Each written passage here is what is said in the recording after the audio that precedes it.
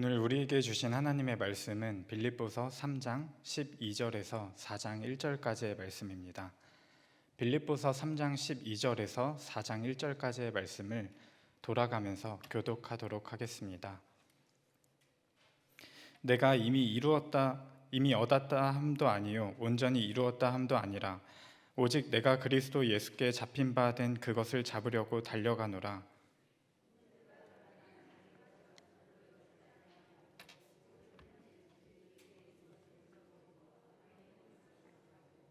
표대를 향하여 그리스도 예수 안에서 하나님이 위에서 부르신 부름의 상을 위하여 달려가노라.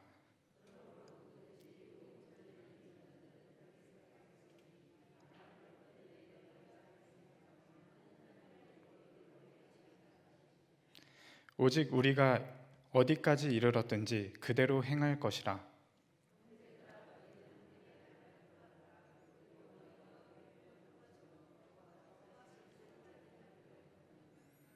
내가 여러 번 너희에게 말하였거니와 이제도 눈물을 흘리며 말하노니 여러 사람들이 그리스도의 십자가의 원수로 행하느니라.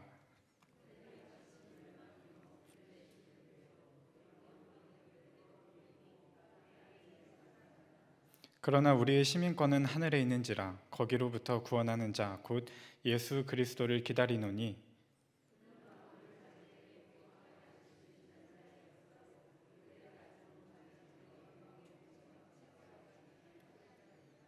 함께 읽겠습니다. 그러므로 나의 사랑하고 사모하는 형제들, 나의 기쁨이요 면류가 아닌 사랑하는 자들아, 이와 같이 주 안에 서라.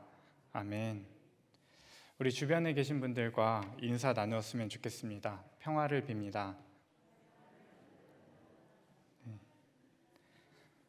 네, 이 평화의 인사는 교회의 예배 전통 안에서 늘 있어 왔습니다. 예배를 집례하는 목사들 또 이전의 사제들은 그리스도의 평화가 여러분과 함께라고 예배 시간에 인사를 하면은 신자들은 또한 목사에게도 또한 사제에게도 이렇게 답을 하곤 했습니다. 전통을 중요하게 여기는 교회들 안에서는 여전히 이런 순서가 있는데요. 아마도 우리 기독교 역사 속에서 신자들은 예배를 하는 동안에 내가 이 땅에 하나님의 평화를 전하는 사람이라는 깨달음이 있지 않았을까 생각해 봅니다. 그런 의미에서 우리 주님의 은혜와 평화를 빕니다. 우리 주님의 은혜와 그 크신 사랑이 우리를 가득 채우고 흘러넘쳐서 우리의 이웃들과 우리의 가족들과 또 북한 동포 그리고 저 멀리 우크라이나와 미얀마, 아프가니스탄과 같이 곳곳에 신음하는 이들에게 전해지길 소원합니다. 2주 전에 우리 소년부 백인성 전도사님께서 지난 몇 년 동안에 많은 것이 변했고 자신은 30이 되었다 그런 이야기를 했습니다. 제 주변에도 뭐가 변했나 한번 생각을 해보니까 큰 변화가 있었습니다. 저희 할머니가 세 자릿수를 찍게 되었습니다. 100세가 된 것입니다. 그 할머니가 요즘 제게 전화하지도 않고 찾아오지도 않는 것에 대해서 섭섭하다 하십니다. 그러나 잠을 쪼개고 또 하고 싶은 일들을 포기하면서 살 수밖에 없는 바쁜 현대인의 삶을 살아가면서 할머니의 마음까지 채우기에는 늘 역부족입니다. 그래서 저는 적극적으로 변명하면서 할머니 내가 가면 위험해. 내가 바이러스를 가지고 갈 수 있어. 그렇게 하곤 했는데 할머니가 나 백신 3차까지 맞았어 라고 가족도 모르게 백신을 맞고 오셔서는 더 이상 변명이 통하지 않게 되었습니다. 더는 변명할 거리가 없기 때문에 그리고 허락된 시간에 많이 만나지 못하면 제가 후회할 것 같아서 할머니를 찾아갔습니다. 할머니는 늘 거의 똑같은 이야기를 하십니다. 야, 내가 얼마나 고생했는지 아니로 시작하는 어디로 튈지 모르는 그 이야기를 듣다 보면은 우리나라 역사에서 굵직굵직한 사건들이 흥미진진하기도 하지만 무엇보다도 그 시대를 살아온 할머니의 마음, 태도를 발견할 수 있게 되어서 참 기쁜 마음입니다. 노년의 우울감 때문인지 그런 이야기를 하시다가 눈물이 고이면 야, 찬양이나 하자 하고선 훅 들어옵니다. 그러면은 나는 찬양하는 게 참 좋다라고 하시면서 찬양을 한 곡 부르셨는데 그 찬양이 지금까지 지내온 것이었습니다. 주님 다시 배울 날이 날로 다가와 무거운 짐 주께 맡겨 벗을 날도 멀잖네. 나를 위해 예비하신 고향집에 돌아가 아버지의 품 안에서 영원토록 살리라. 이 찬양을 부르시고는 복받쳐서인지 한참 생각에 잠기셨어요. 할머니는 이전처럼 왕성하게 움직일 수 없고 평생 동안 그토록 즐거워하시던 교회도 자녀들의 도움을 받지 않고는 갈 수 없게 되었어요.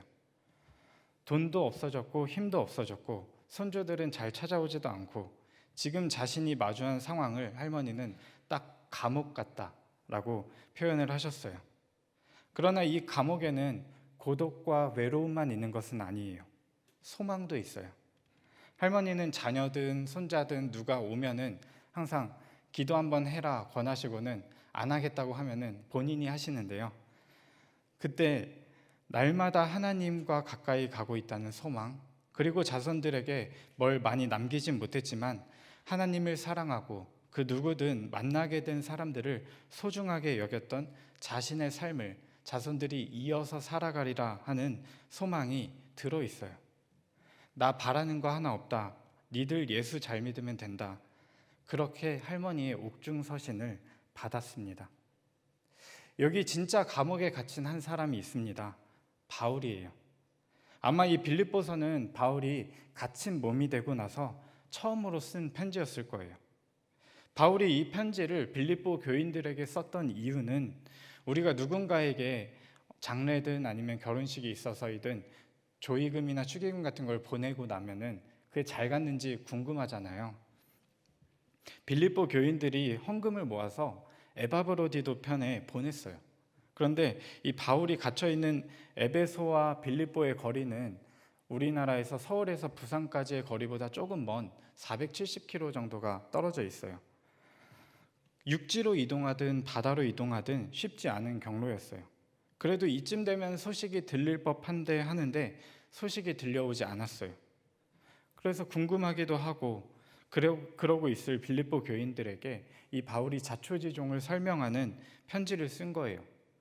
에바브로디도가 병이 났었고 그가 죽을 뻔까지 했고 그러니까 이 일을 하느라 목숨도 아끼지 않은 에바브로디도를 잘 영접해달라. 이 편지를 통해서 그의 사정을 설명했어요. 근데 우리가 편지를 쓰다 보면은 꼭 그 목적이 아니더라도 이런저런 이야기들이 계속해서 들어가잖아요. 바울은 감옥에 갇혀 있는 자신의 상황에 대해서 또 빌립보 교회에게 지금 하고 싶은 말들을 함께 전해요. 바울이 감옥에 갇힌 것은 마치 예수께서 십자가를 지셨을 때처럼 사람들이 수군거릴 만한 이야기였어요. 의기양양하고 잘 나가던 사람이 갑자기 훅 미끄러진 것 같은 그런 것처럼 보이기에 충분했어요. 바울은 그것을 의식하면서 빌립보 교인들에게 이것만큼은 확실하게 해요. 1장 12절 세번역인데요. 형제자매 여러분, 내게 일어난 일이 도리어 복음을 전파하는 일에 도움을 준 사실을 여러분이 알아주시기 바랍니다. 감옥에 갇혀 있는 것도 사실이고 앞날을 모르는 것도 사실이지만 내가 마주한 현실이 복음이 전해지는데 전혀 걸림돌이 되지 않고 오히려 도움이 된다. 그것만큼은 여러분이 알아주셨으면 좋겠다. 그렇게 했어요. 어떻게 그럴 수 있나요? 여기저기 막 돌아다니면서 복음을 전하고 교회를 세우고 어떤 성과를 만드는 것이 아니라 어떻게 내가 지금 감옥에 갇혀 있는 것이 은혜일 수 있나요? 왜냐하면 바울은 예수 그리스도를 아는 지식이 가장 고귀하다는 것을 깨달았기 때문이에요. 자칫 잘못 생각하면 굉장히 허무하죠. 자신을 사로잡은 그리스도의 복음을 전하기 위해서 지금껏 살아왔는데 지금 감옥에 있잖아요. 우리는 지도에서 바울이 이동한 경로들만 보고서 엄청난 업적을 이루었다라고 생각하기 쉽지만 바울이 보기엔 어땠을까요? 그가 그토록 사랑하던 고린도 교회는 갈갈이 찢어져 있었고 지금 이 빌립보 교회만 해도 3장 2절부터 나오는 내용을 보면은 개들을 조심하세요. 악한 일꾼들을 조심하세요. 할례를 주장하는 사람들을 조심하세요. 하고 있어요. 서로 출신과 배경이 다른 이들끼리 분파를 짓고 싸우고 있는 것이 바울이 지금껏 헌신하고 사랑했던 교회들의 모습이었어요. 그리고 바울은 지금 감옥에 갇혀 있죠. 바울에게 이제 뭐가 남았나요? 아무것도 없죠. 그런데 바울이 이런 고백을 해요. 내가 잃었다고 생각하는 모든 것을 나에게 해로운 것으로 여기게 되었다. 그건 없어도 되는 것들이다. 예수 그리스도를 아는 지식이 가장 고귀하기 때문에 그것 말고는 모두 해로 여긴다. 그렇게 고백하죠.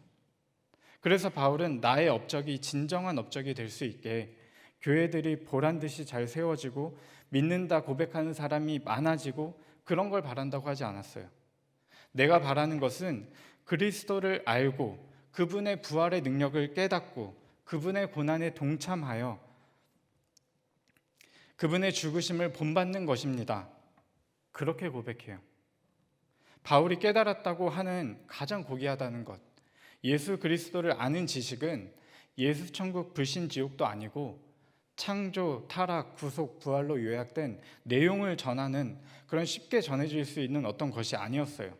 다만 오늘 우리는 우리에게 주신 말씀을 통해서 바울이 보여준 모습을 통해서 그게 무엇인지 조금은 가늠해 볼 수 있을 것 같아요. 첫째로 바울은 그가 사는 이유를 분명하게 했어요. 3장 12절 표준 세번역인데요. 나는 이것을 이미 얻은 것도 아니며 이미 목표점에 다다른 것도 아닙니다.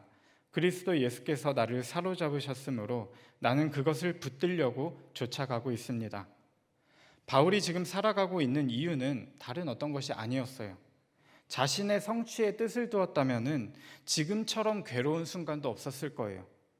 몸의 편안함을 위해서 살았더라면 지금처럼 힘든 순간도 없었을 거예요. 바울의 삶의 이유를 명확하게 깨달았어요. 예수 그리스도를 붙들려고 그분의 길을 따르려고 살아가고 있어요. 그렇다면 바울을 사로잡은 이 예수 그리스도는 어떤 분인가요? 하나님의 모습을 지니셨으나 하나님과 동등함을 당연하게 생각하지 않으시고 오히려 자기를 비워서 종의 모습을 취하시고 사람과 같이 되신 분, 자기를 낮추시고 죽기까지 순종하신 겸손한 분이었어요. 그러나 하나님께서 모든 이름 위에 뛰어난 이름을 주시고 하나님께서 높이신 분이죠. 바울은 지금 감옥에 있는 것, 앞을 전혀 내다볼 수 없는 상황들, 교회들이 분열되는 현실들이 그런 절망들을 마주할 때면 그 절망에 휩쓸리는 것이 아니라 그리스도의 겸손을 떠올렸어요. 내가 하나님을 바라며 살면, 예수 그리스도의 마음을 품고 살면 내가 지금 마주한 현실, 고난 이런 것조차도 하나님께 영광이 되는구나. 바울은 그것을 깨달은 거죠. 그래서 바울은 끝까지 그 믿음을 붙들려고 했어요. 나는 지금껏 잘 산다고 살았는데 결국 이렇게 감옥에 갇혔네. 내가 지금껏 성실하게 살아왔지만 지금 내가 할 수 있는 건 아무것도 없네. 이렇게 내 삶은 끝났네. 이렇게 고백하지 않았어요. 되려 이렇게 말했죠. 그리스도 예수 안에서 하나님께서 위로부터 부르신 그 부르심의 상을 얻으려고 목표를 향하여 달려가고 있습니다. 사랑하는 성도 여러분, 어디를 향해 가고 계십니까? 늙고 때로 몸도 마음도 아프기도 하고 죽음이 가까이 다가온 것처럼 여겨지기도 할 때가 있습니다.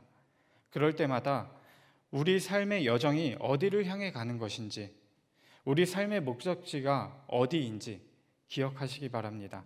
그것이 우리의 소망이 되기 때문입니다. 제게 목회자의 삶을 권해주셨던 한 목사님이 계시는데요. 그분이 올해 새해 아침에 돌아가셨어요. 근데 목사님이 돌아가시기 전에 한 시를 남겼는데 그 일부만 읽어드리겠습니다. 언제부터 여기에 계셨나요? 눈물이 나요. 뭐 하나 물어도 되나요? 내 앞에 있는 당신은 누구신가요? 내가 여기서 하나님을 예배해도 될까요? 어찌하여 지금 여기에 계신가요? 혹시 나를 기다리신 건가요? 왠지 그런 생각이 들어요. 이 땅에서 호흡이 다해갈 즈음에 자기를 비우시고 고난당한 주님을 내 앞에 계신 당신으로 봤어요. 우리가 여행을 가면은 목적지에 다다랐을 때 희미하게 그곳이 보이잖아요. 그런 것처럼 이 목사님도 생명이 다해갈 때 그쯤에 보였던 것 같아요. 내가 어디를 향해 이렇게 살아왔는지. 때로 우리가 마주한 상황들, 나이 들미나 병이나 가난이나 고독, 자녀의 갈등, 이런 엄혹한 현실이 마치 감옥에 갇힌 바울처럼 실패로 보일지도 모르겠어요. 우리가 기도한다고 나이를 거스를 수도 없고, 때로 병이 낫지 않을 때도 있고, 닥친 문제들이 해결되지 않을 때도 있죠. 아무리 기도하고 애써도 나의 기도와 내가 지금껏 헌신해온 어떤 노력으로 내가 헌신해온 공동체나 조직이, 이 나라가, 이 땅이 하나님 나라가 되지 않는 것을 우리가 경험하게 되기도 하죠. 그렇게 무엇 하나 이루지도 못하고 나의 생명은 다하여 가는구나 하는 생각이 들면 허무함이 밀려올 때도 있죠. 그러나 우리가 소망을 잃지 않아도 되는 것은, 우리가 그렇게 다다른 곳이, 마침내 도착한 곳이 나를 기다리고 계신 그리스도이기 때문이죠. 우리가 사는 것은 성취도 업적도 재물을 쌓는 것도 아닌 그저 자기 자신에게 주어진 삶을 통해서 그리스도의 길을 따라가는 것이잖아요. 그러니까 지금 육신이 고단하고 아무것도 할 수 없는 감옥과 같은 현실을 마주하고 있더라도 나는 날마다 하나님께 가까이 가고 있다, 잘 살고 있다, 신앙으로 고백할 수 있는 우리 모두가 되었으면 좋겠습니다. 두 번째로 바울은 자기 자신을 본받으라고 권면해요. 17절에서 21절의 말씀을 세 번역으로 읽어드릴게요. 형제자매 여러분, 다 함께 나를 본받으십시오. 여러분이 우리를 본보기로 삼은 것과 같이 우리를 본받아서 사는 사람들을 눈여겨보십시오. 내가 여러분에게 여러 번 말하였고 지금도 눈물을 흘리며 말하지만 많은 사람이 그리스도의 십자가의 원수로 살아가고 있습니다. 그들의 마지막은 멸망입니다. 그들은 배를 자기네 하나님으로 삼고 자기네 수치를 영광으로 삼고 땅의 것만을 생각합니다. 그러나 우리의 시민권은 하늘에 있으니 우리는 그곳으로부터 구주로 오실 주 예수 그리스도를 기다리고 있습니다. 그분은 만물을 복종시킬 수 있는 능력으로 우리의 비천한 몸을 변화시켜서 그분의 영광스러운 몸과 같은 모습이 되게 하실 것입니다. 바울의 권면이 사뭇 새롭게 다가오는 것은 지금 본받으라고 하는 바울의 모습이 어떤 모습인가요? 감옥에 갇혀 있잖아요. 바울이 살던 세계는 이런 생각을 공유하고 있었어요. 에피쿠로스라고 하는 사람과 그를 따르던 사람들은 사회에 영향력을 미치고 있었는데, 이 세상을 사는 날 동안에 만족을 누리는 것이 좋은 삶이고 죽음은 곧 아무것도 아닌 것으로 돌아가는 것이라고 생각을 했어요. 그러나 바울은 이 땅에서 만족만을 구하는 삶을, 그 삶의 마지막을 멸망이라고 했어요. 그것은 땅의 것만을 생각하는 삶이라고 했어요. 우리가 사는 세상도 별반 다르지 않아요. 그래서 나와 나처럼 사는 사람들을 본받으세요 라고 하는 바울의 권면은 굉장히 당돌하고 담대하고 또 받아들이기 어려운 권면이에요. 그런데요, 복음은 그 권면을 받아들인 사람들을 통해서 지금껏 전해져 왔어요. 복음은 어떤 내용을 가지고 말하면서 개념적으로 이해되고 받아들여지는 게 아니에요. 경험하는 거죠. 여기 옆에 있는 평화나루 도서관에서 이제 중학생들을 위한 평화교육을 준비하고 있는데요. 어떻게 할까요? 달병가 하나가 앞에 서가지고 평화는 이런 거다 저런 거다 설명하고 그렇게 하지 않아요. 그 개념을 들었다고 해서 그 자신이 평화를 이루는 사람이 될 수 있을까요? 아니겠죠. 그래서 어떤 주제를 가지고 교육하든 두 가지 설정을 미리 해놨어요. 하나는 동그라미라고 하는 구조예요. 동그랗게 앉아 있으면 누구도 위에 있지 않고 누구도 아래에 있지 않죠. 누구도 앞에 있지 않고 누구도 뒤에 있지 않죠. 그런 경험을, 구조적인 경험을 시켜주는 거죠. 두 번째로는 이야기 막대기라고 하는 것인데, 말이 곧 권력이다 라고 하는 이야기를 들어보셨을 거예요. 마이크를 쥔 사람이 권력자죠. 그래서 그것을 돌아가면서 나누면서 권력 나누기의 연습을 해보는 거예요. 이야기 막대기는 그 힘을 나누는 역할을 해요. 그래서 다양한 이야기가 나올 수 있고 그것이 공존할 수 있는, 받아들여질 수 있는 그 연습을 해요. 평화가 무엇인지를 아는 사람이 아니라 평화를 경험한 사람이 평화를 읽어갈 수 있는 사람이 되는 것이죠. 그런데 지금 말한 이 평화는 복음의 번역어와 같은 거예요. 아니, 복음의 내용이 평화예요. 평화의 복음은 경험적인 거예요. 평화를 본 적이 없는데 어떻게 사람들이 그리스도의 평화를 본받겠어요? 그리스도를 본받고 그리스도를 따라서 살아가는 사람이 없는데 어떻게 그리스도의 복음이 전해질 수 있겠어요? 그래서 이 땅의 교회가 아무리 타락해도 여전히 교회에 우리가 소망을 거는 이유는 교회의 존재의 이유가 바로 이 평화의 복음을 경험하는 곳이기 때문이에요. 그리고 이 복음은 교회를 통해서 이 세상에 경험적으로 전해지기 때문이에요. 이 땅에 속하지 않은 것처럼 사는 사람들, 하늘 시민으로 살아가는 사람들, 그런 사람들이 있을 때에야 자신의 유익과 자신의 안위보다는 하늘의 평화를 이 땅에 끌어당기는 삶을 살아가는 사람들을 경험할 때에야, 그 사람들을 본받고 싶을 때에야 하나님의 복음이 전해지고 이 땅에 하나님의 나라가 이루어져 가는 것이죠. 그런데 지금 우리 염산교회는, 또 한국교회는 우리 사회에게, 또 우리 다음 세대에게, 우리 자녀들에게 어떤 모습을 보여주고 있나요? 그 질문을 우리 스스로에게 한번 해봤으면 좋겠습니다. 우리가 인정하기 싫더라도 교회의 영향력은 점점 작아지고 있고 교인 수도 점점 줄어들고 있고 이전에 사명감을 가지고 감당했었던 많은 일들이 점점 줄어들게 되고 그런 역량이 점점 사라지고 마치 감옥에 갇힌 것과 같은 상황을 마주하게 되었잖아요. 한국의 모든 교회가 마찬가지예요. 우리는 지금 이 순간을 겸손하신 그리스도의 고난에 참여하는 것으로 여기고 있나요?